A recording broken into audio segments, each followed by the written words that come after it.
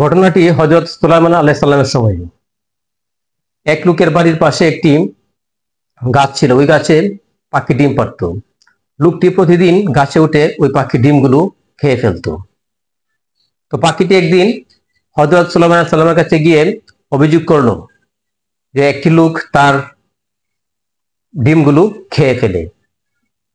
তো সুলাইমান আলাইহিস সালাম ওই লোকটিকে ডেকে পাখির ডিম না খাওয়ার জন্য নিষেধ করে দেন।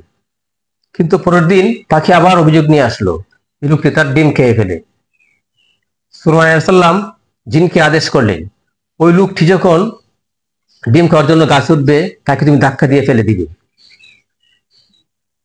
কিন্তু পরদিন লোকটি আবার অভিযোগ নিয়ে আসলো যে লোকটি তার ডিম খেয়ে ফেলে।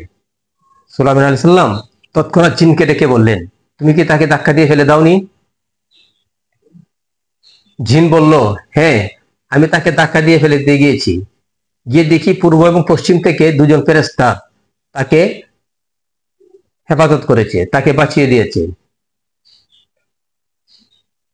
এটার কারণ কি জিজ্ঞেস করলেন সুলাইমান আলাইহিস সালাম। জিন বললেন, লোকটি গাছে ওঠার সময় একটা ভিক্ষুক এসে তার কাছে সাহায্য চাইল। ওই লোকটি গাছে ওঠার আগে ওই ভিক্ষুককে কিছু দান করলো। সুলাইমান আলাইহিস সালাম বললেন, ওই লোকটি ওই দান করার কারণে সেই বিপদ থেকে সে বেঁচে গেল। সত্যি দান সদকা একটা মানুষের জীবনকে হেফাজত করতে পারে, বাঁচিয়ে দিতে পারে।